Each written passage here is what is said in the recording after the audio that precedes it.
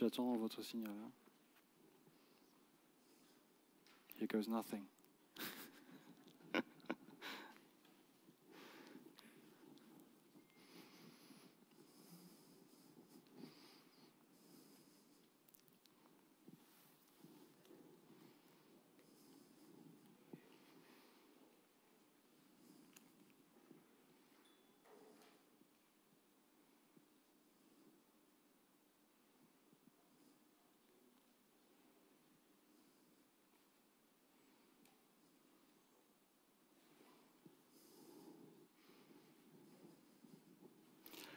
Dear Minister Fayot, dear Sasha, dear project partners, dear jury members, dear head coaches and coaches, dear candidates, ladies and gentlemen, it's a great pleasure and honor to welcome you here for the very first award ceremony for our Circular by Design Challenge.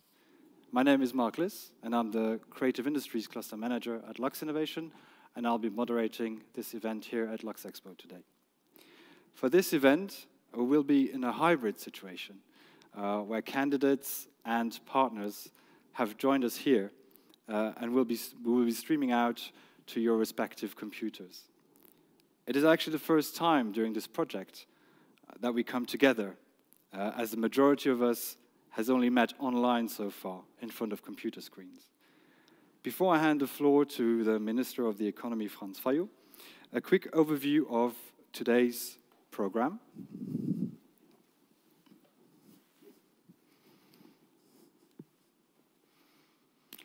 So we'll have the welcome address and speech of the Minister of the Economy, followed by the speech, It's All About Resources, from Christian Tock, Deputy Director General for Industry, New Technologies and Research at the Ministry of the Economy, who also fathered the idea of this project. The keynote speech by Adriana Galiasevic, who's joined us from Amsterdam and who is a denim sustainability and circularity expert. We'll also have Adriana with us on stage for a little bit longer for a Q&A session, so if people have questions, don't hesitate to use the chat or the question box on Livestorm and ask your questions, and we'll feed them live through here to Adriana. Then we'll be joined by the chair of our jury, who is set in London, Professor Martin Charter, who's also helped us set up this project. He's the director of the Center for Sustainable Design at the UCA in London. And then for the award ceremony itself, so we have now 5 categories. We'll be starting with the fashion design category in revealing the nominees. We will roll out videos for each project, so you can familiarize yourself with the project themselves. Then we'll jump over to interior design, product design, mobility, and we'll finish with a special prize, which the jury felt was in order for one of our candidates. So in each category, I'll invite the Minister of the Economy back on stage, and he will be opening our envelopes to reveal who the actual winners are. Then we will conclude with Sasha Bailey, our CEO, with her speech and also the announcement of the 2nd edition of this Circular by Design Challenge. So without further ado, I leave the floor for the Minister of the Economy, Franz Fayot.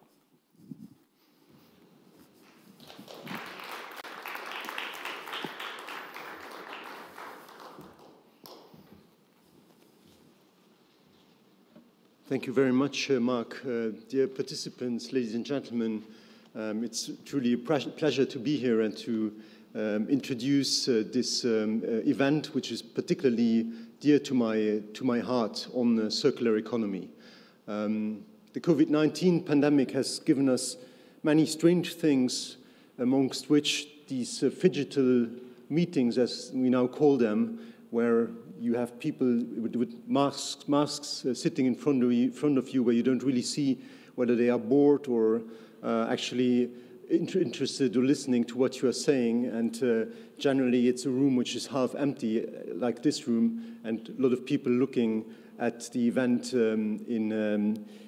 online. So that's one thing that COVID has given us, but COVID-19 has also had some beneficial effects. It has brought some positive lessons to us. It's, among other things, a real catalyst that has accelerated important trends by strengthening the need for sustainability. Because I think if there is one thing that we have become aware of over the last strange year, is that we need to change things in our economy. We need to move away from this linear economy that we have been knowing for a long time and move to something which is much more circular. We need to build this circular economy that makes our societies more resilient, more competitive, and which at the end of the day will leave a better future for our children. Shifting our old economy model based on a take, make, waste approach towards a circular economy is imperative. I think we all agree on that. It's a complex shift that requires a systemic change and where many issues must be tackled simultaneously. This shift is complex, but in the meantime, it is driving innovation. And the Circular by Design Challenge, which we are hosting here today, is in itself a very innovative initiative. Companies moving to a circular business use resources more efficiently and seize opportunities to develop new services, revenue streams, and markets while protecting the environment. Almost everything needs to be redesigned in order to be circular. No product will ever be circular if it is not designed accordingly. Design is crucial, and it represents one of the very first steps whenever a new product is developed. That is why the Ministry of the Economy, together with the Luxembourg Creative Industries Cluster of Luxinnovation, launched the Circular by Design Challenge last October.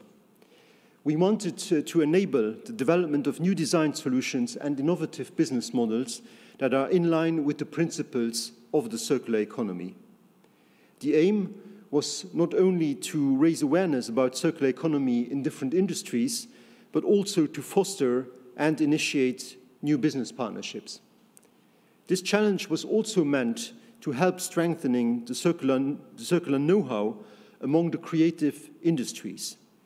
The idea was to help the participants to become circular experts in design. Building up skills in the field of design is key in order to accelerate the shift from a linear to a circular economy. Dear participants, the government coalition agreement of the current government advocates the active development of the circular economy in many areas, such as the production of goods and services, the extension of the use phase of products, their reuse, and the recovery of secondary materials.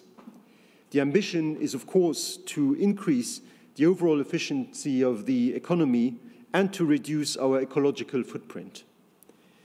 As a driver of innovation, the circular economy contributes to the further diversification of the Luxembourgish economy and to the creation of new value chains in the greater region. We aim to be a frontrunner in this field here in Luxembourg, and we therefore also have developed a national circular economy strategy. This document, which was recently adopted by the Council of Government, details the strategy, the governance model, and key sectoral action points to meet the challenge of Luxembourg's transition to the circular economy, a journey which we initiated in 2014. The strategy calls for the principles of the circular economy to be applied in a systemic way in order to respond to socio-economic and environmental concerns. To ensure its implementation, the strategy relies on the commitment of all relevant public and private stakeholders and on their expertise developed in recent years. Moreover, Luxembourg's integrated ecosystem is an important enabler of the implementation of a circular economy. It will allow the country to position itself as one of the leaders in the field. Both the Circular by Design Challenge and the Creative Industry Cluster are part of this ecosystem. I was very pleased to see how the Circular by Design Challenge unfolded since its launch in October.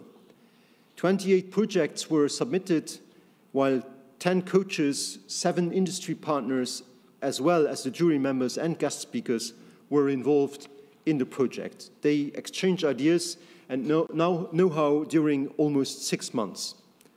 I'm also very pleased that some of the ideas and projects that have been developed already reach a stage of maturity.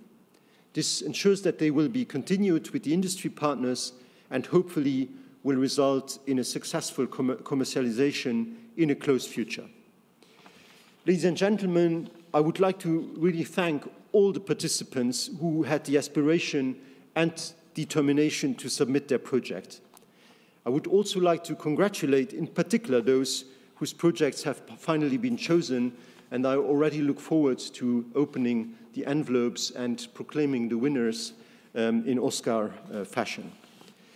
Let me also thank the organizers, the team from Luxinnovation, the coaches and the jury, in particular its president, Martin Charter, who has been a driving force.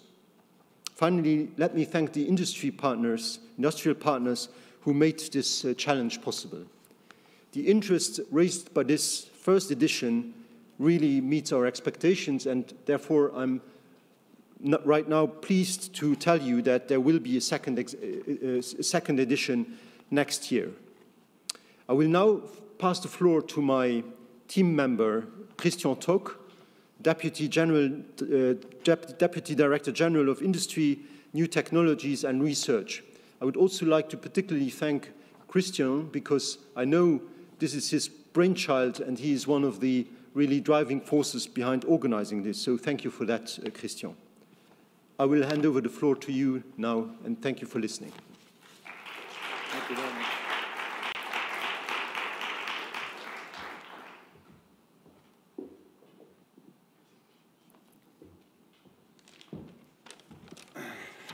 Yes, good afternoon, everybody. Thank you, Minister, for sharing your thoughts and also for your kind introduction.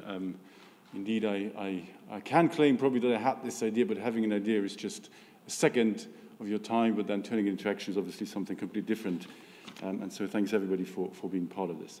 I've been giving, well, I can maybe take off the mask indeed. So I've been giving about 10 minutes today, and I would like to use them to share some thoughts about why we're doing all this, and not only particularly this challenge, but in general, why I think we should go for the circular economy. And that's all about resources, because resources are the basics of our economy. Without resources, there's no economy, and obviously the economy also has a big impact on how we live our lives in our society, and so I think that's very, very important to look at resources. And I'm afraid that maybe the age of plenty is slowly coming to an end. We've been now in decades of lots of materials being available, and we could use them as we wished, but I think that time may be over. And the reason why I think that is because there are three things that we can observe, and that is shortage of materials and resources. And we see that very clearly also in these days. I mean, if you've been following it a bit, you may have noticed that over the last 6 months, prices for wood, prices for copper, and prices for steel have really gone up sharply, 50% more. They sometimes double or even triple in price, depending on where you are. So we kind of feel that already. Now, that is, of course, also somehow due to the COVID crisis and the disruption of the logistics and the production. But if you read through these articles, most authors agree that this is still something that is there to last. Prices will mostly go up. There's going to be fluctuations on prices, and we may have to get used to shortages that may arise. And not later than this morning, there was in the Luxembourgish news articles about companies now asking for public support because they have to go into unemployment, at least for short term, because they're just lacking the materials on the construction sites to work. So that is maybe just the first taste of what we may expect. The same is true for rare earths. I mean, metals like indium and so on may be depleted, or the resources of this may be depleted in 20, 30 years from now, and that's very important that we look into that right now, because this is metals that we need also for renewable energy technologies. We need it for touchscreens and so on. And of course, there's always people saying, well, yes, maybe we find new sources and then it's going to last a bit longer, but whether it's 2030, 2040, it's going to be not too far away, I think. And then you don't even have to look at something as fancy, I would say, as indium or other rare metals. Even sand is becoming scarce. to an extent where now criminal organizations step in and establish a black market because the sand is so rare that nowadays there is some wild mining and we're destroying our rivers, the deltas, because that's the sand we're looking for. And if even something that, as we think common as sand, is becoming rare, I really should think about this. The second main reason why I think that resources may be scarce in the future is a massive growth in consumption. If you look at the reports from OECD, for instance, they predict that in 2060, we're going to use twice as much resources as we're using today. That is mainly driven by Asian countries. And just to give you one number there, China is foreseen or predicted to use as much sand in the next 10 years than the US did over the last 100. And that shows you that the growth is there in consumption and it will remain. And the third main reason is that we reuse way too little. Circular Economy in the Netherlands establishes a circularity gap report every year, and they showed us that in 2019 we recycled 9% of our materials, and in 2020 it was only 8%, so it's even getting worse. So there's less materials available, we use more, and we recycle even less, so that, if you look at that, I think we can agree that there's a risk that there's going to be a shortage. And Europe is obviously in a not so good position when it comes to that, because Europe has little resources. Most of the things we consume are imported, and it's been like that for ages. I really think that that's important to look at, because the economy has also, like I said at the beginning, a big effect on our society. There's a reason why we call it Stone Age, Bronze Age, and Iron Age, because that was the materials that were used, or that were the highest technology that were used at those times. When Europeans conquered South America, they went there for one reason, and that was resources. And that had a huge impact on societies as well, on one side of the Atlantic than on the other.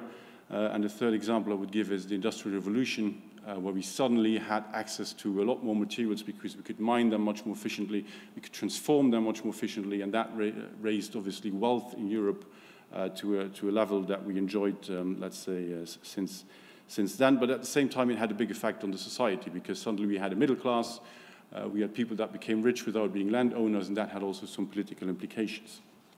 And so for that reason, I think that now we are approaching a critical junction. That is some years ahead still, but we're going to get there, and we have to address that, because the way we address critical junctions will have a major impact on how we live over the next decades and maybe even centuries. So what can we do? We cannot create more materials. That's just simply physically not possible. We cannot reduce consumption growth in Asia, and we shouldn't, maybe, because of course people over there also have a right to raise to our quality of life, I would say. So the only thing we can address is basically reuse and also stocks that we can build up. And I think we should really build up stocks in Europe, and we shouldn't do that in a way that we just build up piles of materials that we're going to use the day we need them, but we need to store our materials in our products. And the way to do that is the circular economy, and it's the circular design. So that basically everything that is imported into Europe stays here, can be reused extensively, and that's what all this circular economy, the circular design, and also this challenge somehow is about. Because else we may lose control over our economy, we may lose control then over our the way we can actually develop our society, and I don't think that's good, because we want to build a better society, but we can only do that if we keep control of this. Now I've painted a bit of a dark picture here, but that's not actually who I am. I think I'm an optimist, and I think that actually the fact that we need to change is a big opportunity, because we can change into the right direction. When I said we're going to approach a critical junction, the nice thing about junctions is that you have a choice.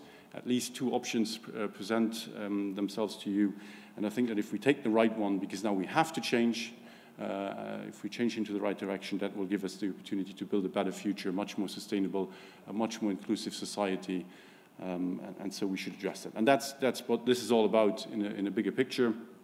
And so I would like to close by thanking you all for having participated in this. I would like to thank Mark and the team of Luxinnovation, who have done a really good job since, I don't know, a year and a half ago when we first, I think, spoke about this. I would obviously also like to thank Martin, the president of the jury, who really has been of tremendous help since the beginning, as well as the industry partners, the speakers, the coaches, and everybody that came together to make this happen. And of course, I'm really looking forward to seeing who won and also ready to the next edition. Thank you very much.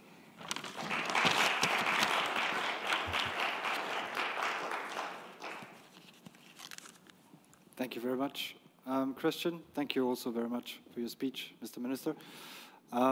So we'll move to our next speaker.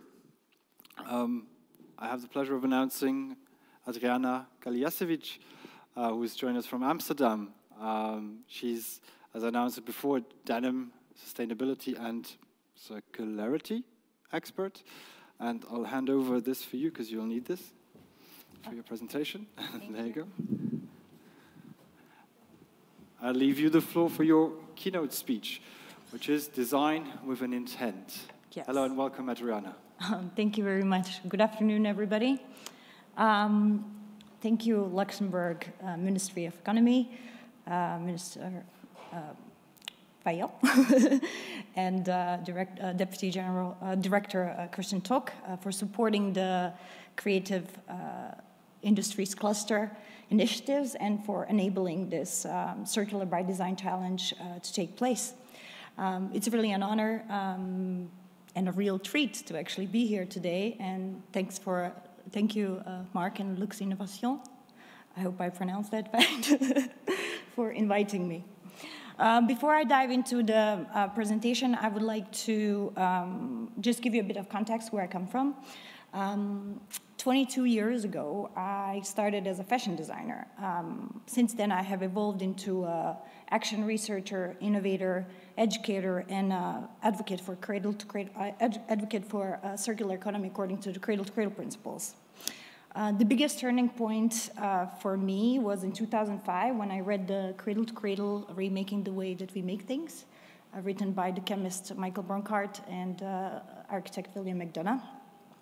The book has shaped my career ever since, because it's there that I learned or discovered that waste is a design flaw. As a fashion designer, I felt compelled to figure out how to do design in a new way. Since then, my mission was to design not only products that look and feel great, but also that respect people and planet. Throughout my work, rather than seeing sustainability and circularity as a technical barrier or a creative limitation, I always saw them as, I embraced them as sources of innovation. In 2011, I joined forces with G-Star Raw. That's a global denim brand based out of Amsterdam, who really shared my vision who shared passion for denim as well as responsible design and innovation. So initially I was hired to do the Raw Sustainable collection and the women's denim, but later on I evolved into an interdepartmental role, leading the sustainable and circular product innovation, implementation and scaling across all the G-Star Raw collections. So working with G-Star over the last decade has been an incredible journey. Today I'm here to share some of these experiences and learnings. So, as I mentioned, I joined in 2011 working on the Raw Sustainable capsule, and this was a collection featuring the styles in organic cotton, recycled cotton, and also alternative fibers, nettle, and for this in this case. This collection was innovative and experimental. A year later, we actually changed our strategy and we stopped the capsule collection. Instead, we implemented all of the learnings from it into our general collection with focus on the bestsellers, because this way we could have a greater impact. When we started this capsule, our impact in terms of sustainable fiber use was 1%. Within 1 year, this was increased just by switching to the new strategy, it increased to 10%. So this is also the time when we have set ambitions by 2020 to be 100% sustainable in our cotton, because cotton represented 80% of our collections and 90% sustainable in other materials. Fast forward this 8 years later, targets have been reached and in even some cases surpassed. Ever since then, our strategy has been introduce all sustainable and circular innovations to raise, as capsules, to raise the awareness, and followed by the silent integration into the rest of the collection with focus on the bestsellers. In 2013, we introduced first circular design, where we collected our G-Star raw jeans from Amsterdam warehouses and municipality textile bins. These were sorted, shredded into new fibers, spun into new yarns, woven into new fabrics, and turned into new denim products. Since then, spin-offs of this concept of using waste as a resource, be it pre- and or post-consumer waste, ranging from anywhere from 7 to even 100%, have been implemented beyond denim and across various product groups, such as t-shirts, jackets, shoes, and even accessories. A few years back, we even collected the dust from the denim shredding process to create the hang tags and the packaging. Last year, we have also launched modular recycled denim displays for our stores and the showrooms. In 2014, following up on our experimental fiber alternatives, we launched Raw for the Oceans collections. Here we worked together with Parley and Bionic Yarn to reclaim the plastic waste from seashores, transforming them into replacement for virgin polyester. This is also when we set our goals to eliminate all virgin polyester from the collections by 2020 and replacing it with recycled content, be it from the seashore plastic waste or PET bottles, airplane trays, or any other certified plastic, recycled plastic feedstock. Of course, we have met those goals as well.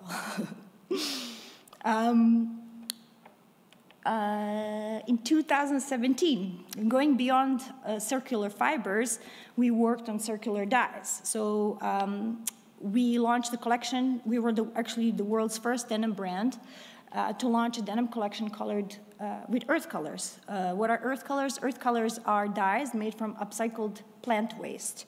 We did this in collaboration with Archroma, their dye producer from Spain, who collected local agricultural waste to create the pigments. Beautiful thing about these colors is that they're traceable from dirt to product. So for example, if you see the brown tone here, it has been made from the leftovers from beets, from the food industry, and the green tone and the blue tone from saw palmetto leaves, leftovers from the herbal industry. Since then, we expanded this range under the name of Colored by Nature, into the collections called Colored by Nature. There we introduced new colors and constructions and introduced this concept across all other different categories of our products. In 2018, we were the first brand in the world to bring the collections of garments dyed with Resichrome colors. Resichrome colors are colors that are made from upcycled textile waste. This was done in collaboration with Officina 39 from Italy, who collected textile waste from apparel productions in their vicinity. Later on, we ran these dyes in our general collections on basic T-shirts as well as jeans. In February 2018, we brought to the market world's first cradle-to-cradle gold-certified denim fabric as part of our most sustainable jeans to date at that time. Together with our partners, Artistic Milners, a denim mill out of Pakistan, and Dye-Star, an indigo producer from Germany, we formulated a revolutionary indigo technology that was designed to leave a clean and recyclable water effluent. To create these garments, we have worked with our long-standing partner, and this was done with the utmost care for the people in the planet. The supplier is Cytex from Vietnam. Launching this fabric in our iconic styles, this is an Elwood, our iconic style that has built G-Star. This marked a stepping stone towards the circular future in denim industry based on the cradle-to-cradle design principles. For those who are not familiar with the cradle-to-cradle philosophy and certification, I will briefly explain. Cradle-to-cradle philosophy is inspired by nature. In nature, there is no concept of waste, everything effectively becomes food for another organism or a system, and all materials are perpetually cycled in safe cycles. In order to implement this philosophy, cradle-to-cradle certification standard is used, and this is powered by the Cradle-to-Cradle Products Innovation Institute based out of San Francisco. Cradle-to-Cradle certification is the only certification designed for circular product economy. It's the most rigorous, and it requires unparalleled levels of transparency. In addition to that, it takes on a really holistic perspective by taking into consideration 5 aspects of product design. One is the material health, water stewardship, social fairness, material utilization, as well as use of renewable energy. Rigor of the certification is further amplified through the levels that you can achieve. So it ranges from bronze to platinum. I'm going over bronze, silver, gold, platinum. For example, in order to achieve gold, you have to have all 5 categories gold. If one falls down to bronze, the entire certification falls down to bronze. So it's a quite strict, strict framework to work with. We were very proud that when we created the world's first cradle-to-cradle certified gold denim fabric, that we actually scored platinum on the material health, which meant that there was 0 risk for people and the planet in the chemistry of our fabric.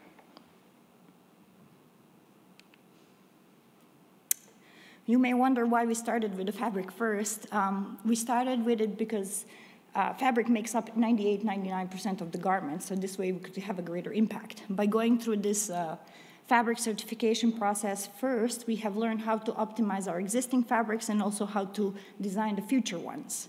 It's good to know that in the denim world, actually when you design denim fabric, it's used at least for a couple of years because of the different washes that you can do on it. Ever since the launch of the world's first cradle-to-cradle denim fabric, we have been, as you can see from this busy slide, working on more different editions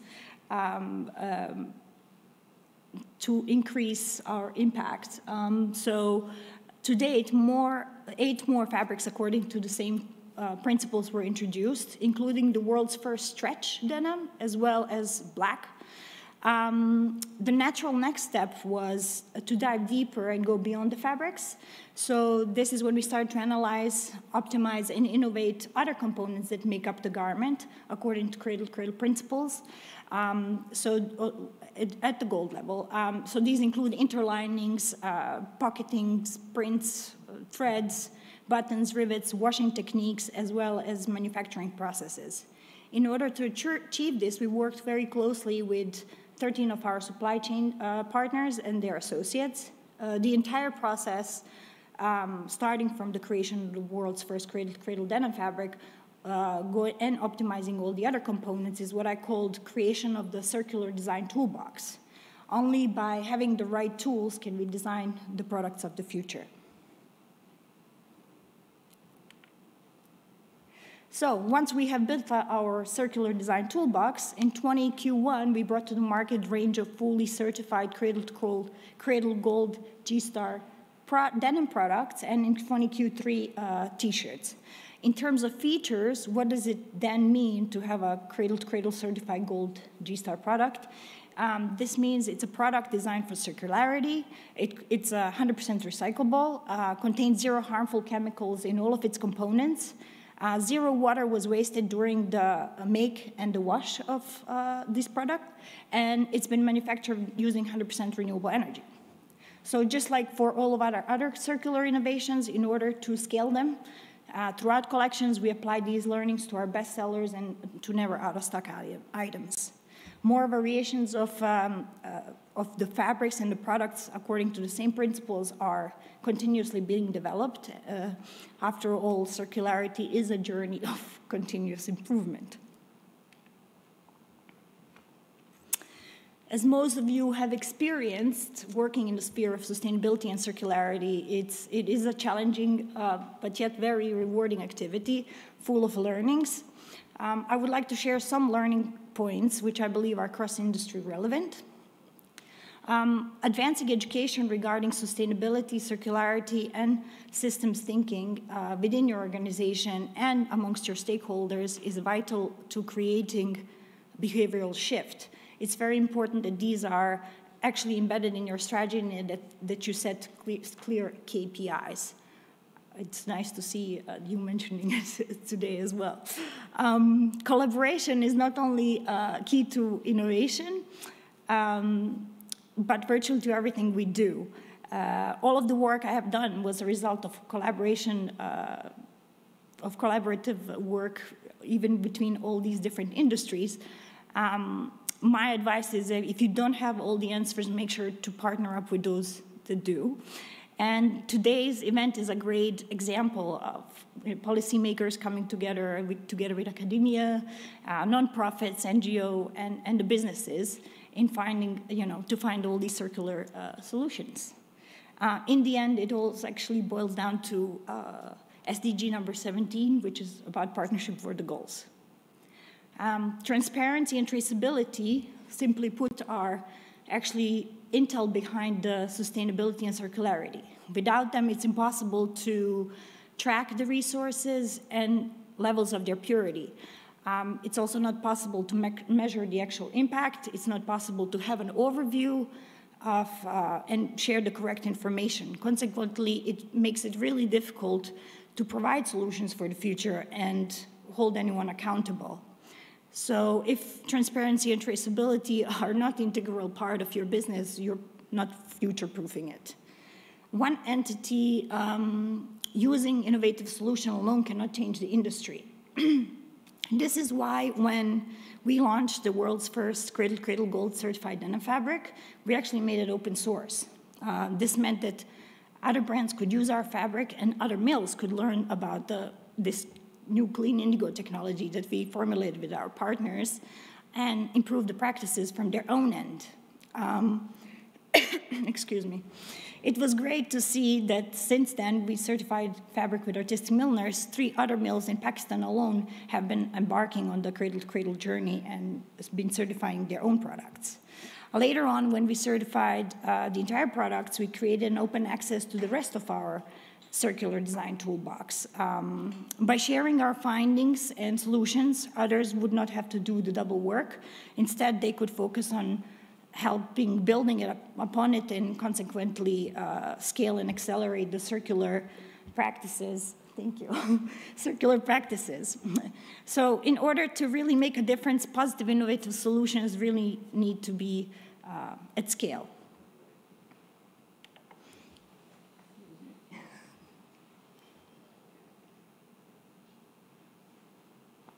Thank you. So thinking about the future, one should reflect on the past and question the state of the current affairs, of course. So circularity is here to eliminate the concept of waste. In essence, it's about using waste as a resource. However, today's challenge is that most of the waste we have was never designed to be reused in the first place. So what we find ourselves doing is re-engineering the solutions into a problem. Moving forward, it's vital to design holistically with an intent for the next use by implementing safe materials, clean energy, and processes that respect water, soil, and all life. This approach is an enabler of innovation across supply chains and other products. Furthermore, it fosters transparency, responsible and collaborative human behavior, diversified infrastructure, and new business models, which are all necessary in driving the systemic change towards circular economy. Today is an exciting day, and we all look forward to learn who the winners are. Even more so, I'm excited to see how these pilots are going to be integrated and scaled into the broader context of the Luxembourg's circular ecosystem and beyond, hopefully. So I'd like to thank you for your time and the attention, and if there are any questions, I am here to answer them. Thank you. Thank you.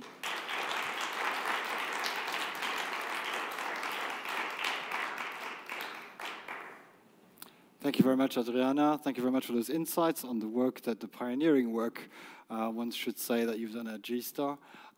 And I'll switch over to my colleagues, just listening in if you have, because I can't see the questions in the question box on Livestorm.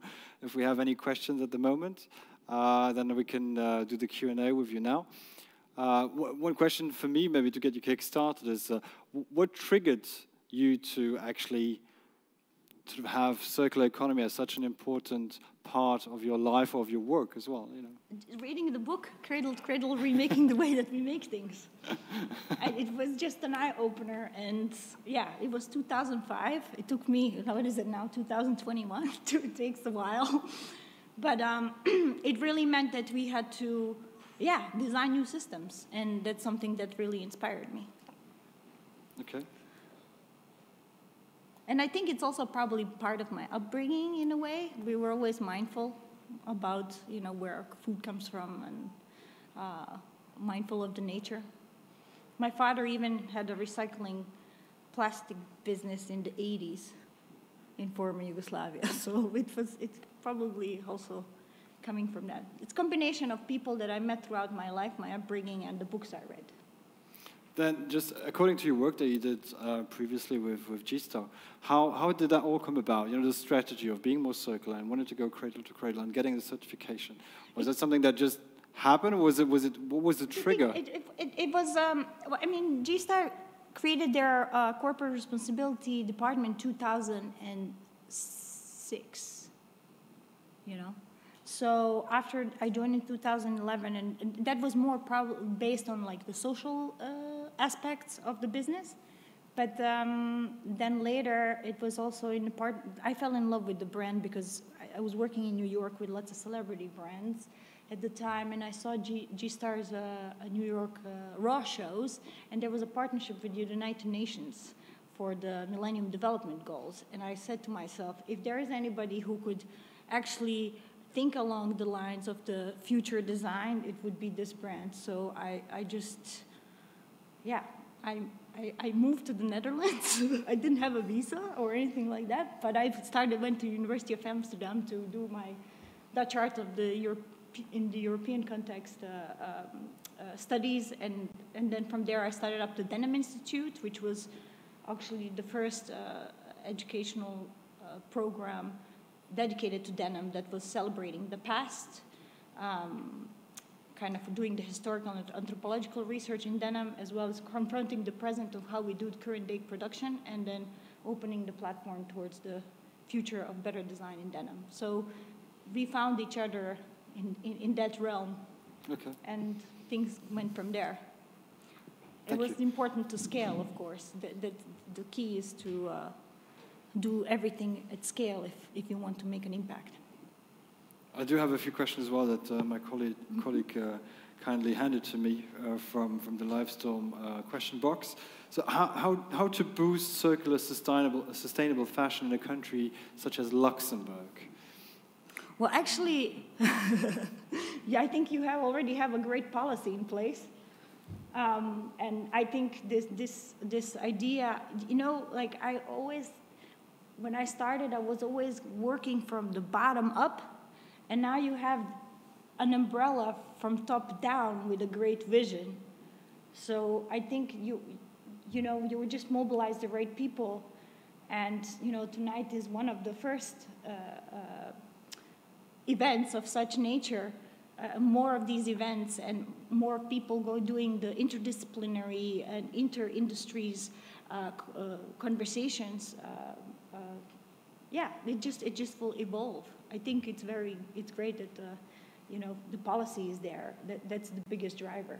I think it's a lot harder for the countries that don't have any policy to do anything about it. So I think the future is bright. I do maybe have one last question. So it's about plastics and product line. So with new risks that are generated that way, do you work, so specifically towards you, do you work with scientists on that issue, on that matter, specifically for plastic? Yeah, actually, when we launched in 2014 the recycled ocean plastic, the raw for the oceans, we thought that we were solving a problem, but then we found out from the Plastic Soup Foundation that there's a microfiber problem. So then we partnered up with them to see how we can work together and combat these issues. And then we actually developed with them a filter that you can put in your machines, also with the Planet Care filter. It was a startup from Slovenia that did it. So, I mean, the first thing is minimize the use of plastics as much as possible. And that's just a, kind of a very logical thing to do. I mean, luckily in denim, you don't use so much polyester. Maybe there was like 5% of our collection. It's never like maybe if it's full, it's on jackets and things like that, but in denim, it's maybe just 2%, 3%, just for the extra strength. So there, it's not so much problematic, but I think we have to work with the scientists because we need to design the new plastics. Plastics today contain antimony, trioxide, and according to Cradle Cradle, if you are having antimony in your products, you can never achieve gold. So that means that we really have to design new if we are to do plastics, they need to be, antimony-free, and they need to not shed microfibers, and they need to be perpetually cycled. So definitely work with scientists always. Everything I've done, I've worked with scientists pretty much. And of course, other designers, but primarily, it comes from science. Okay, thank you. Yeah, Maybe thank you. if somebody has a question here, because we have people in the room. Yes, Christian, wait 1 second, we'll just get you a microphone so we can hear you as well.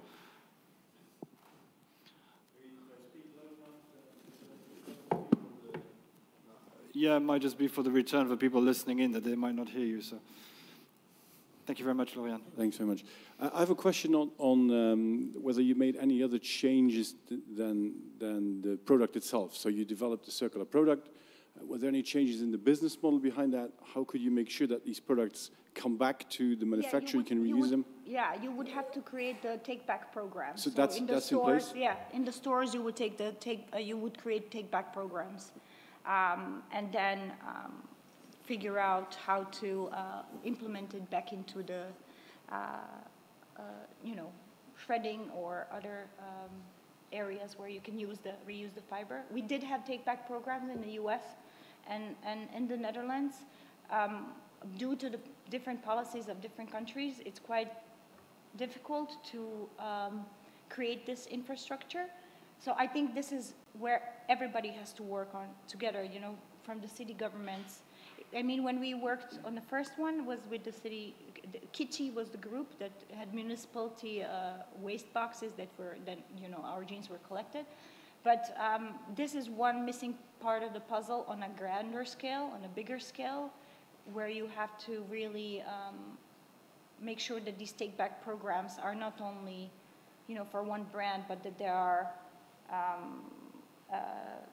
integrated within the cities, within the countries, as kind of like what you have recycling for other items like newspapers or plastic bottles. So, yeah, take-back programs were in place, but not scaled to where we would like. Maybe a quick follow-up question. Just, was there any incentives in place? Would you hand out vouchers? 10% discount, 10 to 20% discounts.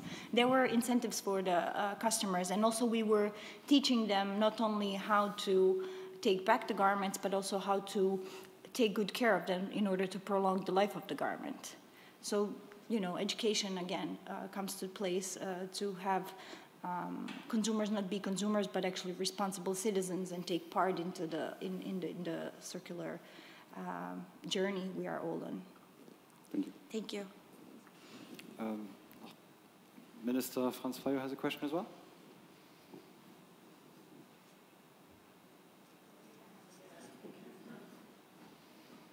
Well, thank you very much. It was really inspiring. Oh, thank you. Last week, with my other head of Minister of Development Cooperation, I launched a campaign on rethinking your clothes, which is launched here by Caritas and another NGO about responsible consumption of clothes. And I think your story would be very inspiring also in that context. So, if you don't mind, I will put you in contact with these people. And I think your speech and your presentation would be very, I think, also resounding with in particular with younger people who consume clothes. One of the problems that we found was that there is still quite a scarcity of ethically produced clothes around. This campaign is related to the Rana Plaza incident in Bangladesh, so it has a lot to do also with the social aspects of producing clothes. But my question would be: do you see other movement of other global brands towards this circular way of producing clothes, or is Rawstar still very much G-Star still very much an outlier? In the field of big brands? Definitely, in the field of the big brands, a lot of brands are working a lot on sustainability. So I mean, not every, and there are few circularity. There are other brands that are working on circularity strategies. And I think that, yeah, there are definitely, like PVH has a circularity strategy in place. Many brands are having these strategies in place, so that means that they are moving forward. I mean, we all work also together on the Cradle to Cradle textiles group, apparel group to exchange the information, as well as Textile Exchange and SAC, Sustainable Apparel Coalition. All these different organizations are, collaborating together, bringing brands and NGOs together in order to move the needle forward. But I must say that we were very early in starting in circularity according to creative principles. We actually introduced the first building blocks ourselves into the entire industry. Of course, CNA is another brand from the Netherlands that has worked on cradle-to-cradle products also early on. And we have worked actually together on some pre-competitive materials and, in building this circular design toolbox. I think there is a movement. It needs to be much harder. It needs to be much more moving faster than what it is now. A lot of brands are still thinking about sustainability, while the other ones are really hard ahead of it. And I think kind of predecessor of circularity was sustainability. So somehow we all need to catch up. But I think in the Western world that we live in, this should not be a problem.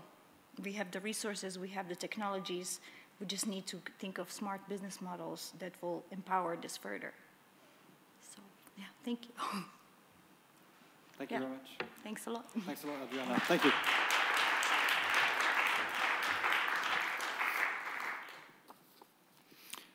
Our next guest is Professor Martin Charter. He will be joining us from London.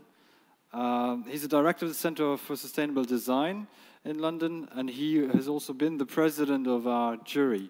We were in touch with Martin right from the start of this competition, because he helped us set up the structure for it as well. So hopefully we'll have a line to Martin and he will be able to hear us. Hello, Martin. Hello, Mark, and thank you very much for the introduction. Thank you for joining us, Martin, and thank you for all your help on this project. So maybe as a quick sort of fire chat, could you explain to us sort of what your impression was? Because you've seen it from beginning till what it is now, so close to actually revealing who the winners are. You obviously already know that answer, but we won't talk about that now. Maybe tell us about your impressions, of the project.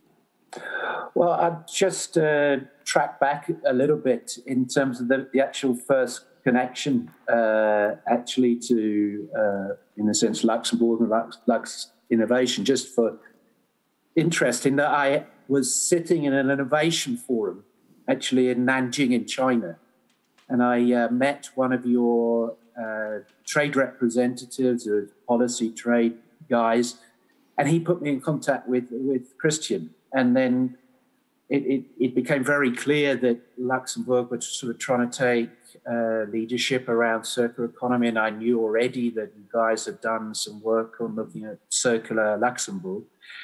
And it sort of became clear that in the seed in Christian's mind was the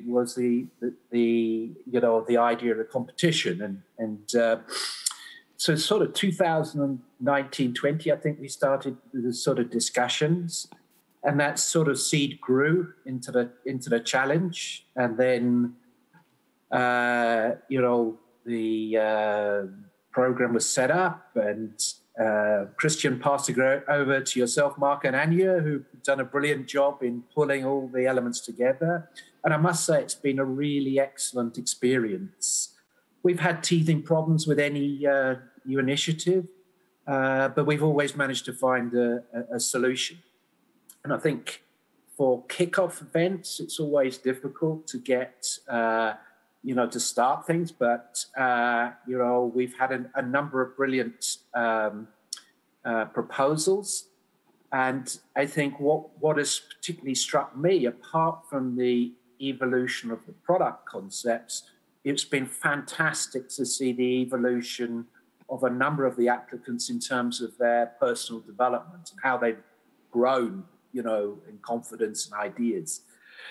So really, I mean, it's been a very good, good experience. And I think, the judges, the mentors, the team, the sponsors have really all pulled together. And yeah, I mean, I think, as I say, a number of the applicants have really sort of taken on board the advice and have come up with some tremendous ideas. So I think probably that's my short comment, because I know I only have a few minutes, but I don't know, Mark, if there are any other points you want me to address. Thank you. Or maybe just one additional question. So what was the moment that stuck with you, be that as part of the jury and in collaboration with the project partners, with the steering committees or the candidates? Was a key moment that stuck in your mind, that you have in your memory from the... I would say there's, probably a couple of points. I think, rather than a key moment, it's been the evolution and the sort of learning by doing. And, really people coming together to make this thing happen. And I won't sort of state the actual particular applicant, but I think there was one applicant who was maybe, finding, getting a product idea a bit tough, facing a number of obstacles. And he obviously had a eureka moment and then evolved the thinking, fantastically. So I would say it's just been generally a very positive process, and I'm absolutely looking forward to the future on this. Thank you very much, Martin. Yeah, I think it's fair to say we all kind of grew together as a whole team throughout the process of this project, and we've shared some really nice moments and very interesting discussions within the jury, with the candidates together, and with the partners as well. Thank you again for being part of it, and stay with us for the reveal of the winners. Thank you, Martin. Thank you.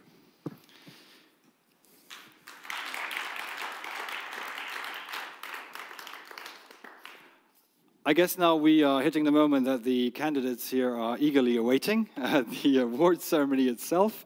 I'd invite the Minister of the Economy, Franz Fayot, to join me here on stage. I'll leave you with this chair because we've prepared the envelopes for you on here. It's like a little dance when... So I'll let you go onto that chair over there where you have the envelopes. And so for each project, we produced a short video throughout the process of this actual project since we launched it, because we wanted people to have a chance to explain themselves and have this evolution as well, on screen of how they progressed throughout the project. So in each category, we will showcase those nominees in shape of a video. And then afterwards, when we're done with the videos, then the Minister, Fayot, will do the honors in picking out then in that same running order, so fashion, interior design, product design, mobility, and the special prize in revealing who the actual winner is. So we'll start off with the fashion design category. So for this category, we had 3 candidates that entered the competition, and those, the nominees, should I say, to make it very official, the nominees for this category are Nana and Rose, and then I mustn't forget any, Carewear, and Scoby, which kind of shifted and made a pivot, which was a face mask to start off with, but then became kombucha leather. So we'll have a look at the videos, and then I'll pass over to the Minister after. Cue videos.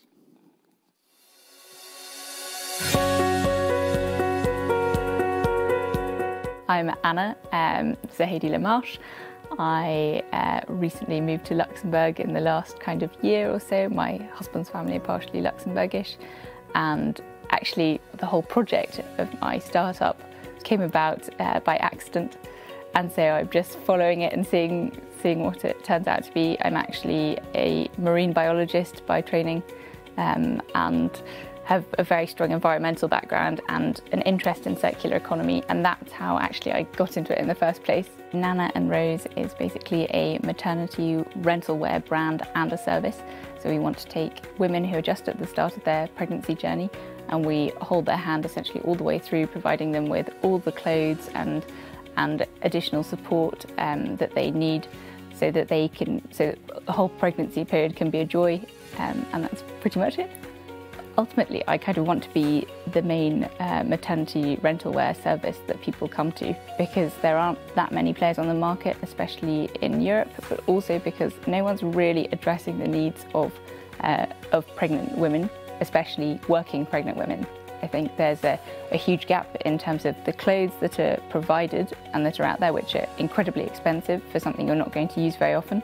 And I would really like to basically be that go-to team and that go-to service and brand that people think of when they're pregnant, because ultimately they want to be less wasteful and use less resources than their predecessors, but also it's because it's for the next generation. You want to do something good and leave the earth in a better state than you found it. So.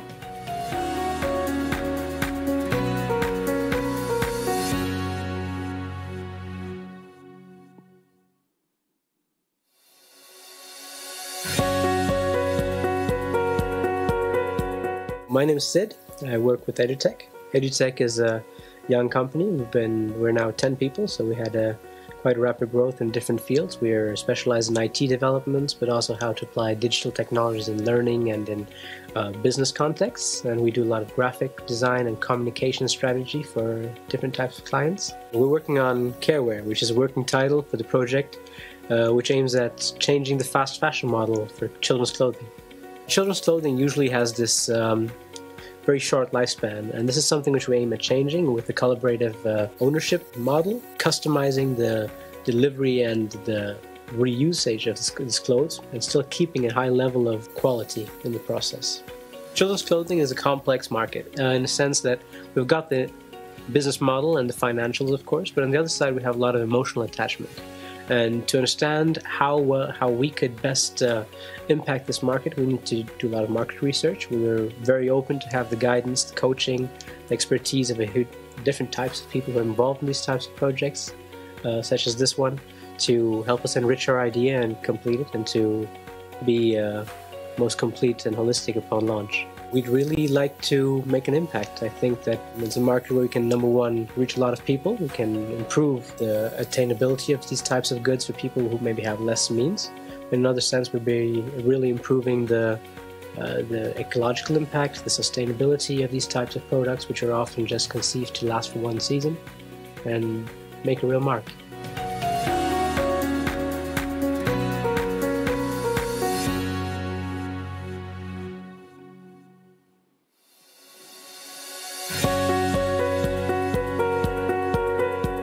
My name is Guada. I am a researcher and textile designer based in Berlin. I have a background in physics and chemistry, and I'm very interested in sustainable fashion and textile design. Currently, I make clothes and accessories, and I'm also developing sustainable materials which could serve as alternative textiles in fashion design. At the beginning, I was developing a face mask made out of SCOBY, which is a byproduct of kombucha brewing. But through my development of the project, I decided to focus on the kombucha leather itself. So I am currently developing a bio-based material which could serve as a sustainable leather alternative in the fashion industry. The reason why I joined this challenge is because I had an idea to develop kombucha leather, but I didn't really know how to start or where to start. My expectations were to have mentors and people around me who could help me to bring this idea into life, which is exactly what happens. My expectations for the future are to bring my idea into reality and really develop it into a business model. And that might take a few years maybe, but I think this challenge is a great starting point for me to really start my business.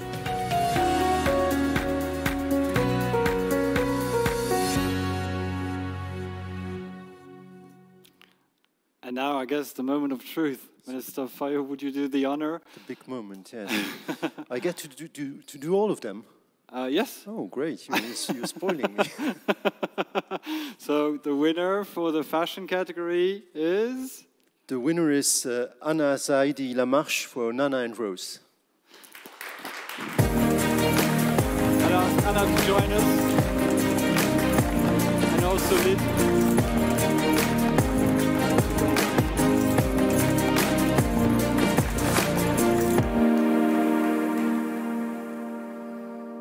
Yeah, Lauriane will be handing you a microphone, yes, and if you join us here so we can take a picture, and then you can both maybe briefly comment. So if you come this way, we can't shake hands or sort of hand things over, unfortunately, but I'll let you stand with the chest so we can take a picture of all three of you as winner and partner, and then, so I'll let Jean-Michel take a picture without the mask, yes. You can leave your mask off for now. Thank you, and then maybe Anna, first impression? Shocked, I think. I don't think I was quite expecting that. Actually, I think one of the most exciting parts about this presentation is you actually get to kind of meet all the other candidates, and that's what we've really missed, obviously, with COVID. And so it's just nice to be able to see everyone else's projects and how interesting and how quickly everyone's developing. I also wanted to say a huge thank you to Mark and his team, and to Lynn and all the other coaches and mentors. It's been, a wild ride, and I've absolutely loved every second of it. Thank you, Anna. Lynn, maybe for the next steps, because you're the project partner. Yes, so first I also would like to say thank you to Luxinnovation and for the whole, and with the Minister of Economy, for the whole organization and setup of this design challenge. I think in the world of today we need some change and some radical change, especially as well in the fashion industry, where we can still see that we need to move forward. So we are very happy that you won this challenge and that we could be in every step and see how you moved forward. And from the first to the last pitch, there was a whole evolution. And I think what me personally I admired most was really your ambition when it comes to sustainability and putting strong criteria on there for your collection. And so what we would like to offer is we would like to, as you want to also create your own collection, welcome you in Athens and support you with the developments, sharing our knowledge, our suppliers and materials. We have a very talented team of tailors and also designers that can maybe support you in all the different steps. And so we would be happy if we could still continue on this journey together and continue for a better future in fashion, let's say. I think if I could, I'd hug you right now, but thank you. No, I'd really love that. I think that's been the joy of this whole process, actually, just having incredible people to work through, and especially being a fashion outsider, you could say, and not having a fashion background, just having people who've gone there before is always great, and thank you so much. Well, looking forward to Congratulations. seeing your Thank you very much. Looking forward to seeing your project then come to life with this partnership. So thank you very much to Lynn and Sarah, who can't join us because we had one partner per category here today in person from Anka Project ASBL, so based in Luxembourg and in Athens, as you said, in Greece.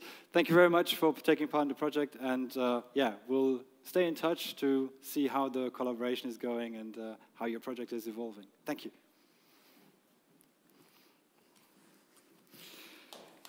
Then, so moving from one category to the next, let's hope we'll make lots of happy faces tonight. We have the next category up, which is interior design. For the interior design category, we had one candidate that participated throughout those 12 weeks of coaching. One candidate, one nominee tonight does not automatically mean that we have a winner, so it's still drum roll until the very end of this video. So we'll have one video showcasing the project of this nominee, Julie Conrad, with her project Sego. Enjoy the video.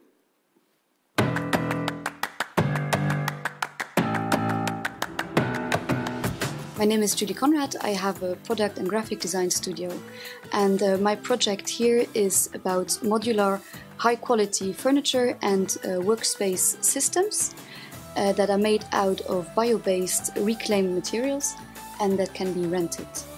In everyday studio life, we work for a lot of clients, and so there's rarely time to really develop new products.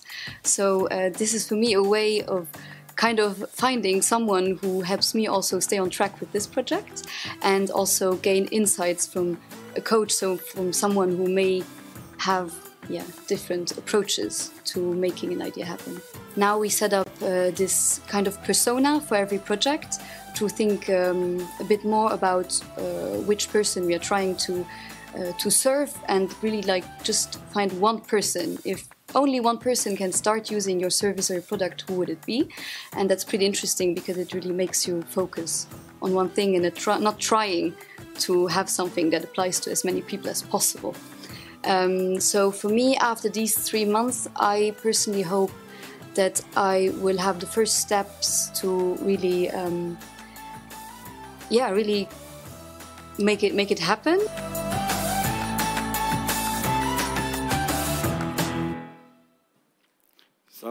So there's an envelope. There's an envelope. Let's check if there's something in it. There is. And there is a winner, Julie. Well done.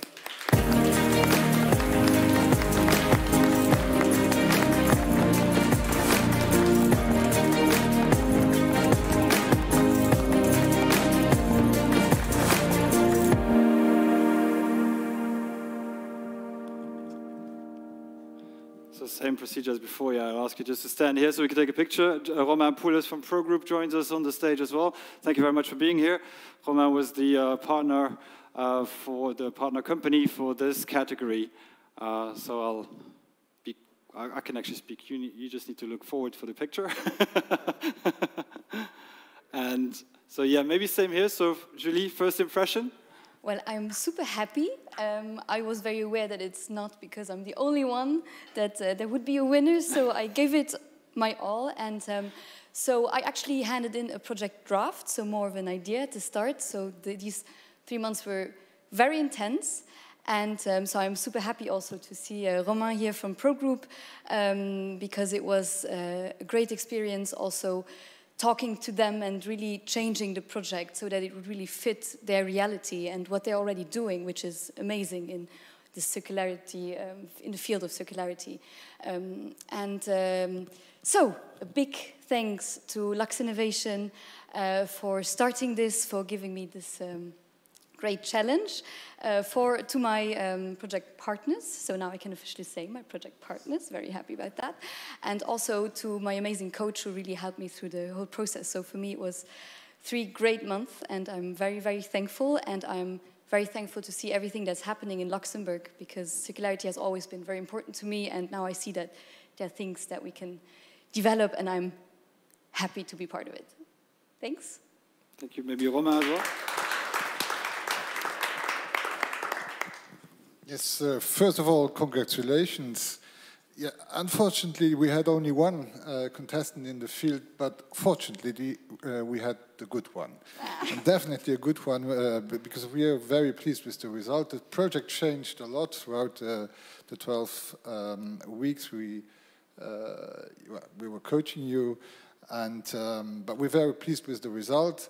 Progrom is on a journey to design, I would say, reasonably priced housing for the market without public subsidies, and that throughout, well, by applying circular economy design principles. And your project is a welcome module to add on our design to reduce costs and yeah, to provide housing for reasonable prices. So in the next weeks or months, we have foreseen 12 months to develop now a prototype and implement it in first housings.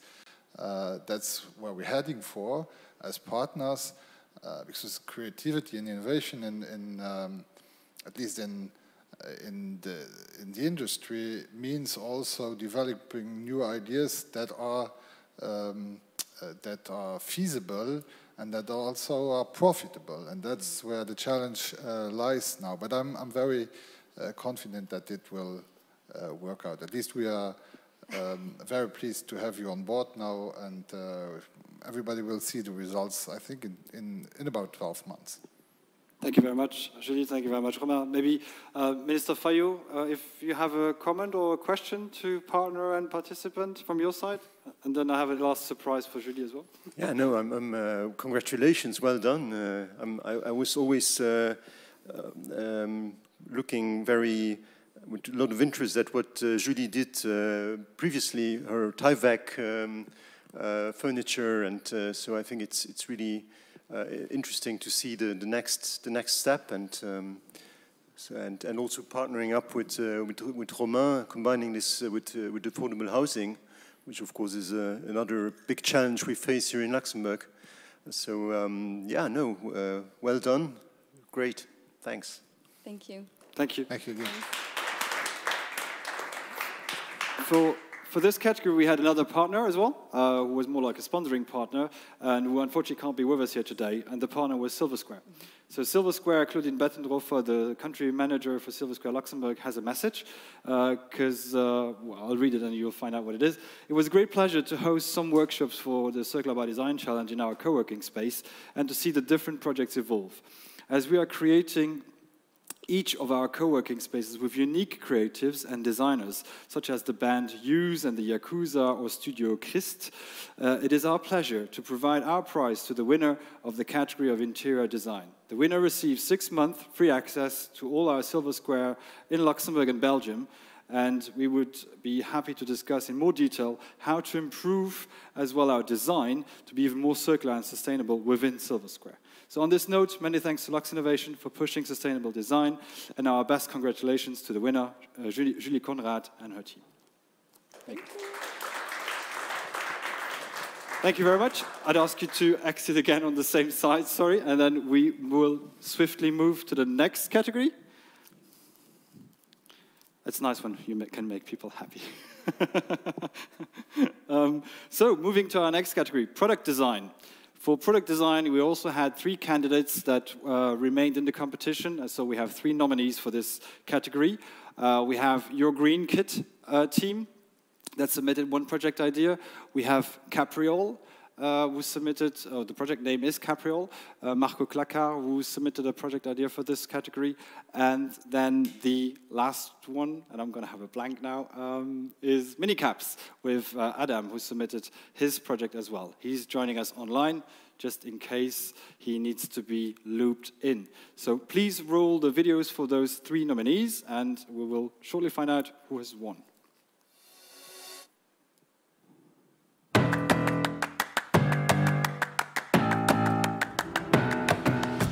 Hello, I'm Riccardo Italian. It's been around 1 year that I've been here in Luxembourg and representing here a team of three other people, so we're 4 in total. And the idea we have is called Your Grain Kits. The idea is to avoid having all the waste we have when you order food to go, that we have like a plastic box and you throw it away as soon as you're finished with your food. The idea is to reuse the same box more time. As of now, we have many ideas. We're quite dynamic, let's say. What we would like to have is to kind of have a support in terms of vision, so kind of follow a strict and defined path. And then the second thing would be to have an help on the go-to-market side, so not just having the idea and the business model, but how to actually do it and implement it.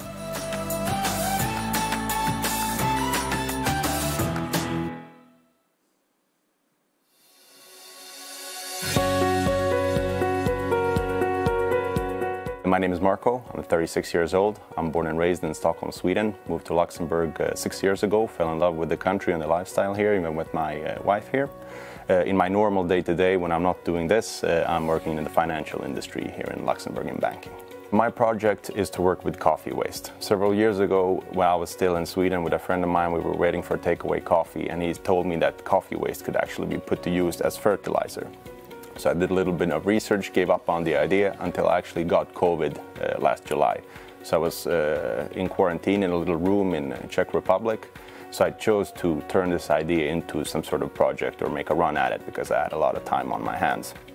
So thanks to the challenge here, I've moved from using or wanting to use coffee waste as a fertilizer to making great progress thanks to all the input the coaches have given me, to today being looking at more using it for briquettes and industrial usage.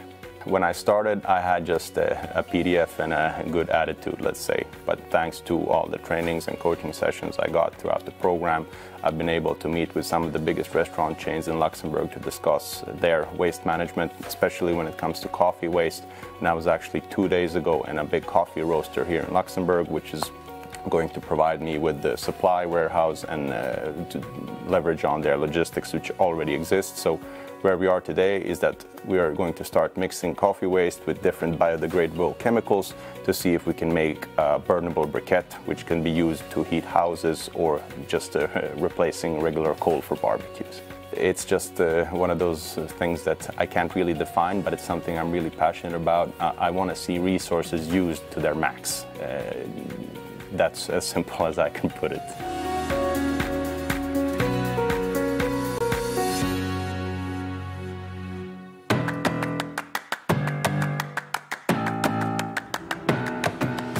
My name is Adam Asayad. I'm a PhD student at the University of Luxembourg. My PhD thesis topic is about laser welding of dissimilar materials, and this is my area of expertise. Generally speaking, not all plastic which is waste gets recycled. Even if it's recyclable, it's less than only 10% of plastics waste gets recycled. So Project Many Taps aims at reducing the amount of material being circulated. So basically reducing the amount of plastics inside the cap and potentially as well completely removing unrecyclable pieces. Like for example, this multi-layer cap liner, which you find usually on the bottle itself, on the bottle of milk, for example, and dairy products. So this is the main concept of Many Taps. The idea actually developed during the project itself. So I came from my background in engineering and in welding of dissimilar materials. I just came with a couple of ideas, actually, a couple of solutions that are process innovation based and also product design innovation based. And then together with the project partner, so the partner of the product design challenge in particular, so United Caps, we worked on developing the idea to the needs of the market itself. And this is, of course, one of the benefits that I gained out of the challenge, is that I'm not just looking for solutions that are far away from reality, but it's really being applicable inside a company that is producing plastic caps for this particular industry. The program already did involve me with several coaches with different mindsets and multidisciplinary backgrounds. And this definitely developed my personal character, of course, and also developed the project because it reflected on the maturity of the project that it's tackling different challenges, so not only my particular engineering and technical challenges. I'd say that the most reason that really pushes me to spend time on this thing is that I just hate plastic waste.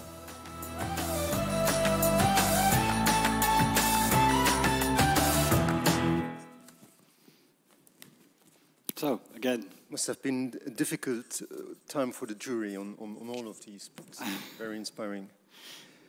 The winner is Marco Klatza for Capriole. Well done.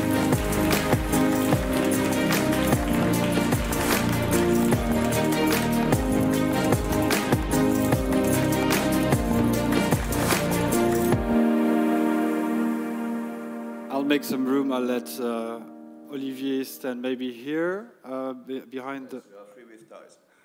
Because otherwise, just. Yeah, as long as the distance is fine. Yes, so we can take a picture. So we have this time one more person on the stage because we have obviously the participant Marco. Congratulations. We have Olivier Ledebeur from Office Freilinger as a sponsoring partner who will shortly explain afterwards what the price is, and Fabrice Roth from the headmaster or the how do you call it in English? The director, headmaster of the Lycée des Arts et Métiers, who partnered on that category as well. So maybe starting with Marco, your first impression? Quite humbled and shocked. I wasn't expecting this. As the other contestant said, I missed a little bit the interaction with the other participants, but I had a great coach and a great team, and really congratulations to Luxinnovation for this initiative. But yeah, still, let's say, digesting what happened here. Because I started just in a little room with an idea, and then to be here, it's kind of, let's say, the Americans have the American dream. This is kind of, let's say, the Luxembourgish dream. So starting from nowhere to ending up here. Thank you very much. Olivier, maybe you can explain what Marco can expect from you as a prize. Let's say this project, as all the other projects in circular design and circular economy, are just brain juice ideas, and that's really where we can help. So protect ideas, protect the technological inventions, protect the design of a product, protect the name of a product, project also the software that are behind the things. So we'll have to face some nice developments, technical developments, marketing developments, and so we will be on your side to protect you and to help you develop your project. Yeah, much appreciated, thank you. So the only thing to add is maybe there is a song, so be happy, be IP now. Thank you very much, Olivier. Fabrice, maybe you as well, and then maybe to explain to Marco what he can expect as a partnership with the Lycée des Arts et Métiers. I would join all the people who said thank you to you, also to the ministry for doing that. I think I will be the first one to say I learned a lot too, being from the educational view, so it's very important, and I want to introduce circularity into education. So we started now, I think 3 years ago, more or less 3 years ago, we started a project with Luxinnovation where we created a talent hub, which was an integration of startups, young companies inside the education world, so inside our lycée. So you will have the possibility to get a desk there for 1 year, and using your know-how and using the know-how of our students to develop further your project, and to have a mentoring program with cooperation with Luxinnovation. And yeah, we'll be very happy to see you there. Awesome, thank you. Congratulations. Yes? Yes, well done. And I think it really opens new perspectives on what to do with your coffee grind. People used to use it traditionally. I use it to put around tomatoes in my garden because it keeps the snails away. But this is definitely another use case. So well done for coming up with that. And good luck. Thank you. Thank you all very much. Thank you. Yeah, you can hand your microphones back over to Lauriane. Thank you very much. Thank you and well done. So we have two more. So we one specific mention. United Caps, obviously, and Benedikt Reimann is present here tonight. Also participated in the product design category. Unfortunately, there was no product where an implementation of the project idea would be a real match. So that's why there is sort of no prize in that direction. But it was a real pleasure and a real added value to have United Caps on this project as well, with your feedback during the steering committees. So thank you very much for participating in this project.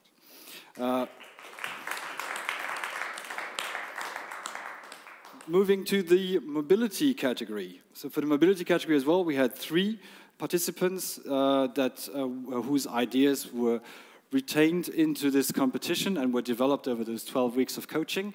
And the nominees for the mobility category are Our Choice Fashion, Dotted Cars with a car roaming system, and Dial a Car Wash Luxembourg.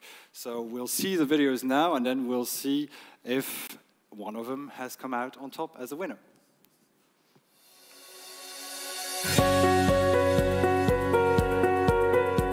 My name is Philip. I am based in Luxembourg since 2019. I'm a native Swede. I go back and forth between Sweden and Luxembourg. I have a business called Our Choice Circular Fashion, and we're based with the University of Luxembourg Incubator.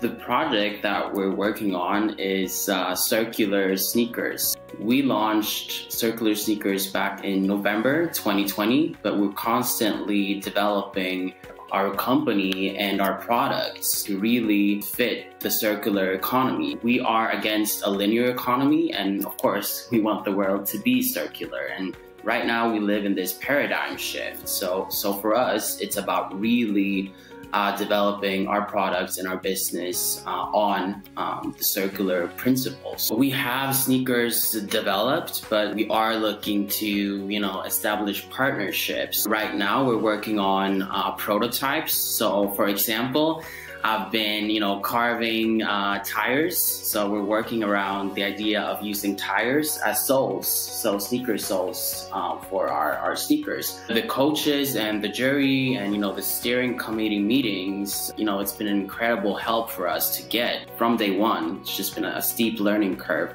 And that's also, a part of circular economy is always developing and seeing that we can really retain the value that we have on this planet and keep learning, keep developing. I'd say, it's definitely about, practical advice, but it's also about bouncing ideas and really getting, a second perspective on everything that we're doing. So that's been super helpful.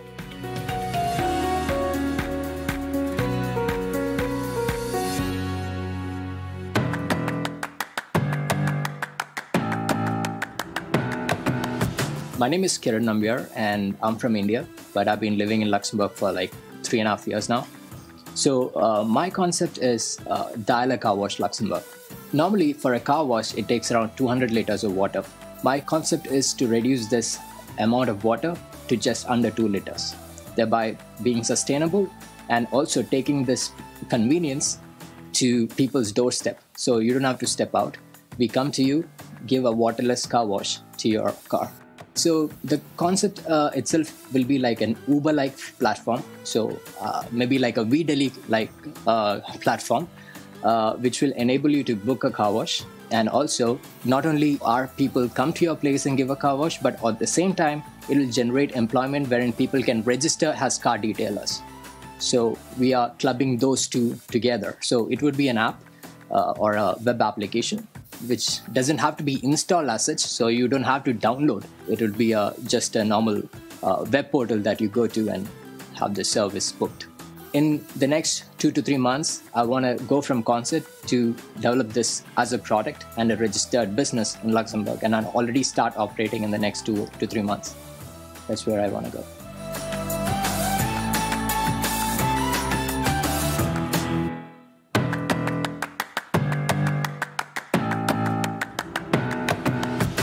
We are dotted cars, and we are 4 people within our team. We have different experience with the different people, like finance, like mechanical engineer, EPA experience, and we are working on the new kind of mobility solution that could help for the circular economy, and especially here in Luxembourg, as you see, a lot of problem with the traffic jams and the pollutions. The mobility has to be more flexible and has to be more incorporated with the public transportation, and this is our basic idea.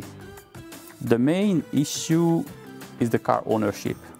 So our solution can help and support the people to move away from the car ownership to the car access for a more flexible travel solution. My and our motivation to improve our life and our society.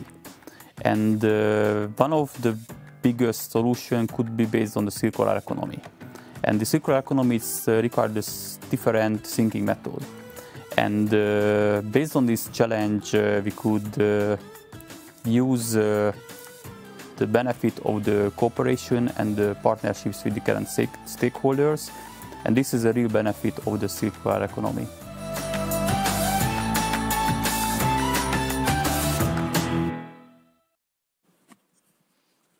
Well, I'm really curious who will win, but no matter who wins, I think the car wash will probably be a smash hit in Luxembourg. So the mobility winner is Philipp Westerlund for Our Choice Fashion. Sneakers.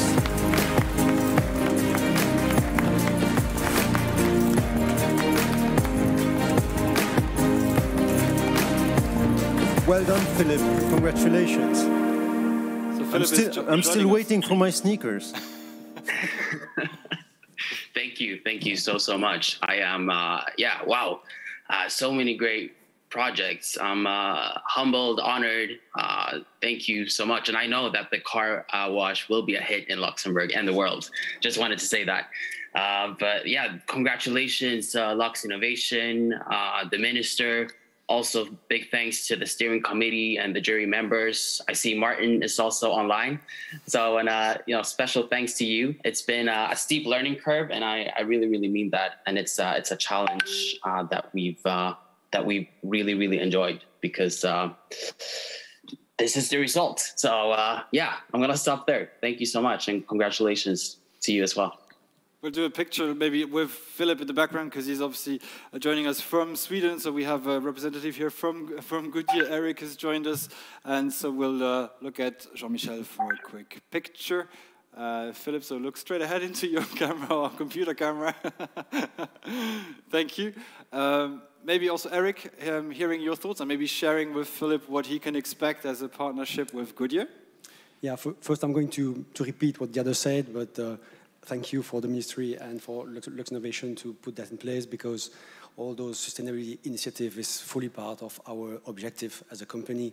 So mobility and better future is really two of our key objectives for the future.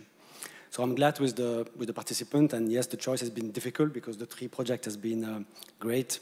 So but there is always a winner, and for this time we are going to welcome you for as well joining our advanced design studio for eventually 6 months for internship, helping you for developing your project. You will have access to our tools and our resources. So you will be welcome, and we will really go with you, hopefully, until the end of this project, and getting that to an execution phase where you can build your own business and be successful and help the planet at the end, right? So thank you and congratulations. Thank you.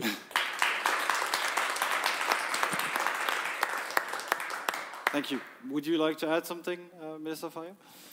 No, it's an interesting partnership. So now Goodyear tires will not only be on the US president's limousine, but also on Our Choice sneakers. So I think that's a good sign for the transition from very car-centered and car-based mobility in Luxembourg to a more soft foot-based mobility. I think the two can coexist very well.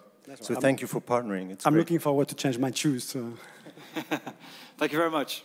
Thank you. Thank you.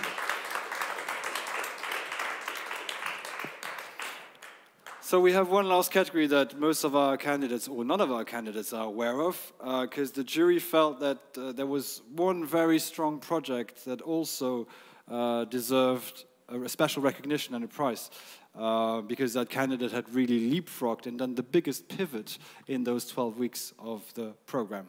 So we therefore created this additional prize category, which we named Special Prize. And rewarding the project idea that leapfrogged overall, and then showed the biggest growth throughout the process. So I can't remember now if we have a video for this. I think we might not have a video. Well, we don't have a video. So it's just over because it didn't really belong into one category specifically. So we'll do the drum roll now. And we'll let the minister announce who's actually won the special prize. The special prize goes to Goda Tresio-Kate for Combotex. Congratulations.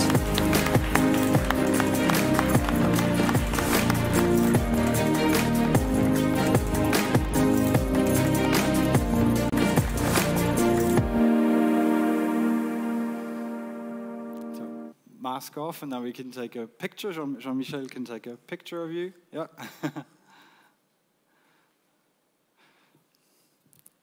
Thank you. So the idea behind this prize is that's why we didn't have the video again, because it was in the fashion category, obviously, because you really come like a really long way of your idea. You're hitting a stop and then having to remodel your whole idea, your whole business plan, and coming up with something totally different based on the same sort of material, but did a massive pivot. So the jury wanted to reward that and felt that needed recognition. And as we couldn't have two winners in one category, so we felt the special prize would be appropriate. So we managed, together with the University of Luxembourg, we found what we thought was a fitting prize. So Ariane König and Pranshul Shah, thank you to both of you for being so reactive and supportive in this. They are awarding you a free enrollment in their sort of certificate for sustainable innovation at the university, where you'll be able to get additional mentorship to develop your project, but also to actually then, let's say, tap into the network of working with other mentors and other projects and do sort of peer project groups. The detail will remain to be discussed with them, how you can then afterwards structure it, but that's the prize that we wanted to offer you and reward you with. Thank you so much. Thank you so much for everyone. I'm really surprised, of course, and I think this is like all that I really was aiming for as well, is like mentors and people that I could work with, because I think that I can only really develop this through collaboration with other people. But yeah, it has been an incredible opportunity and I've learned so much. And yeah, thank you so much to Mark and Anya and Luxinnovation and the coaches as well, who were incredible. And yeah, everyone else involved. Thank you to the minister. Yeah. Thanks. Thank you very much.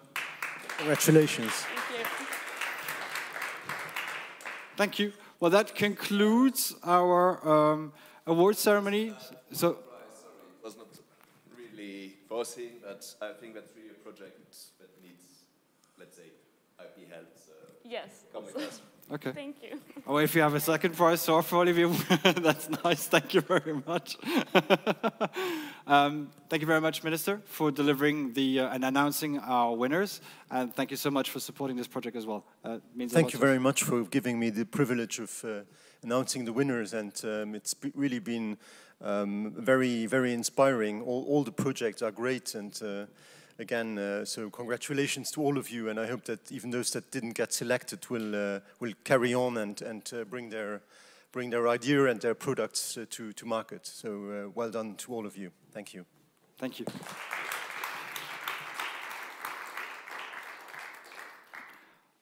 So we pardon. I'll move to this side.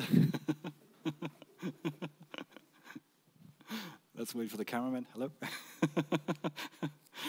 So, thank you very much. But as one participant said, I think that every participant in this competition has come out a winner, because everybody has learned so much and grown together and managed to develop their project. And it's been a great experience for me as well, with the team surrounding us at Luxinnovation, but also getting to know you and seeing how you grew and how you develop your project ideas throughout those 12 weeks. So that was really nice to see. It's now a great pleasure for me to welcome our CEO, Sasha Bailey, to the stage for her speech and the announcement of the second edition of the Circular by Design Challenge. Welcome, Sasha. Thank you. Wow, it's absolutely fantastic. I remember just a few years ago in the Ministry of Economy speaking with Christian about the whole concept of the circular economy and also the creatives, and it was very much theory at the time. And sitting here listening to you all today, it's really happening and it's turning into practice, and it's just wonderful to see that really happening. And I must say the political support we get from our minister is just absolutely crucial. And what you said, Adriana, is very true. We're very lucky here in Luxembourg to have that political push, which really can help us bring this whole concept forward and make a change. So thank you very much for that. So it's really been a very fascinating demonstration today of the power that innovation has and how precisely the creative industries really not only contribute, but are absolute key to boosting business and to creating a really more sustainable future for our world. I'd really also like to congratulate the winners here today. I'd just like to underline again what a great job you have done. It's super impressive how far you have come. And I'm really eager to see your ideas develop and really become concrete business projects. It's really what we need. I'd also like to congratulate all the other participants who have also developed a range of really interesting concepts during the coaching program. We're there at Luxinnovation to continue to support you in this. So I really hope you will be able to implement them and turn them into real concrete business opportunities. We have also seen the dynamics of the very different branches of the creative industries, not least in the field of fashion. And around half of the applications submitted to the challenge were in this field. And we also know from the mapping of the creative sectors that we have carried out at Luxinnovation that actually this is an area of the industry emerging here in Luxembourg, which we consider really quite astonishing and also very promising. The Circular by Design Challenge has really shown what can be achieved when a number of key players in Luxembourg work together and develop our strategic sectors. And I noticed that it was a point that you put forward, Adriana, about collaboration. And this is what this is all about. And we can do this in our country, which is great. So in this case, as it was mentioned before, it was really an idea that came from a colleague at the Ministry of Economy, Christian, who then worked with Luxinnovation using what we call our idea to flagship process to really set up and prepare and then launch this pilot initiative. And we really believe this is a process that has great potential for our economy. In our work then to turn this idea into a concrete project, which is where we are today, we were really able to rely on the help of what we call the cluster advisory groups and their representatives from the creative industries, the clean tech and the wood sector. So when I say representatives, these are people both from public administration, from research and from the business. And it's all them working together that turns an idea into a project by going through the different testing phases of it. And this is what we've done with this concept here today. So I'd just like to thank all those involved in the cluster advisory for bringing in their expertise and their engagement. And this is what really can turn it into a good initiative, which is what is happening right now. We had this 12-week coaching program, and it was during this 12 weeks of coaching that the creatives received the input from very skilled coaches who, as we've heard, challenged them on their ideas, on their hypotheses, and who provided that expert advice in many areas such as the business advisory, the circular economy, IP, as we've heard, and industrial design. So a warm thank you to you for your engagement on this. It's absolutely crucial. So the Circular of Design Challenge would not have been possible without the active participation and expertise and business experience of our partners, the Anchor Project, Guala Closures, Goodyear, the Lycée des Arts et Métiers, Office Freilinger, Pro Group, Silver Square and United Caps. Thank you so much to you. So the strength of the programme really lies in the win-win situation it has created. It's the creatives that obtain the support to develop their ideas and transform them into real business, and it's the companies that get a wave of creativity and different ideas from the outside. New opportunities for our economy emerge from this, and the seeds are planted for a sustainable economic development. This is what is happening right here. And this is not a one-shot event, as you have heard. We are planning for the second edition of this challenge, and it will start this autumn. The general concept of the coaching program and the cooperation with the partners will remain the same. The category of the calls for ideas will be reviewed, again together with our cluster advisory groups and their representatives. Also, the next edition will include several new dimensions. First of all, the challenge will open up to a new group of creative people, namely students in the secondary and higher education. They will be given the opportunity to develop their circular ideas with the support from the business world. Not only is this a wonderful way for us to help our children to thrive, but I am also certain that their ideas are the ones that will help us achieve our goals, our sustainable development goals. So, great expectations here on our younger generation. Secondly, we will also bring in an international dimension, with an international jury selecting the participants and the possibility for international creatives and partner companies to join the programme. Some of our partner companies here today of this edition have already confirmed their interest in being part of the second edition. Thank you so much. But we would be more than happy also to welcome new partners, new partner companies, and they are the ones, since they are the ones that really prepare the calls, the briefs, they define what the ideas are they are looking for each category, and they align the calls with their needs and interests for new circular concepts. So if your company is looking for circular solutions and is also open to working with creatives, please contact us at Luxinnovation so that we can see how we can work together.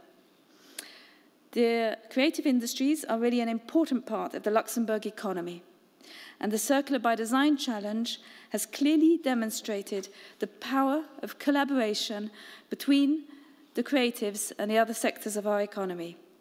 At Luxinnovation, it's our job, and we are there to foster this collaboration and to help our economy to thrive in an open, innovative, and sustainable manner.